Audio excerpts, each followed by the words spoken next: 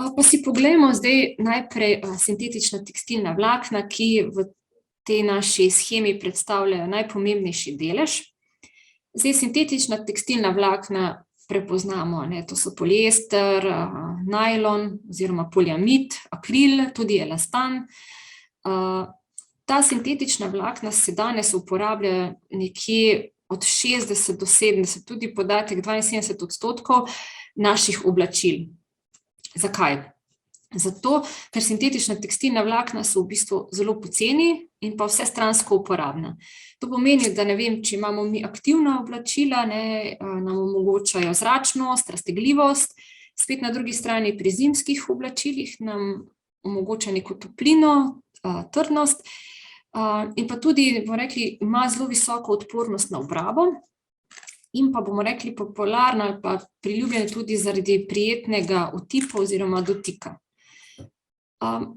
Zasledila sem podatek, da je bilo v letu 2016 proizvedenih več kot 60 milijonov ton sintetičnega tekstila. Proizvodnja tega sintetičnega tekstila pa še vedno narašča, ocenjujejo, da nekje z letno stopnjo 6%. Tako da smo zdaj nekje tudi že pri podatku 70 milijonov ton. In zelo pomembno je, da se pri tem zavedamo, da 70 milijonov ton teh sintetičnih tekstilnih vlaken za seboj, ali pa bomo rekli, sovpada tudi z uporabo pralnih strojev. Nekje je bila opravljena raziskava, kjer so ocenili globalno približno 840 milijonov pralnih strojev je v uporabi, ki letno porabijo okrog 20 kubičnih kilometrov vode in pa 100 teravatnih ur energije. Torej, ne samo problematika vlaken, mikrovlaken, ampak tudi druge, bomo rekla, okoljske obremenitve izhajajo iz vzdrževanja tega tekstilnega materiala.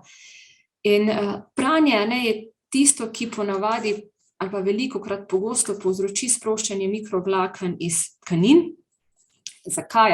Zdaj v pralnem stroju je to posledica predvsem nekih mehanskih in pa kemijskih obremenitev, ki so jim tkanine izpostavljene, in potem preko odpadne vode, torej vodovoda, lahko to voda preide na nek način tudi v druga vodna okolja in pa nenazadnje tudi v morje.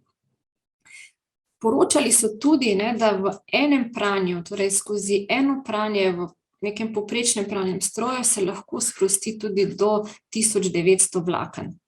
Seveda je pa odvisno od tega, kakšen material uporabljamo, torej od sestave tekstila in pa seveda tudi od pogojev pranja in pa tudi tehnološke, bomo rekla, ali pa strukture samega pralnega stroja.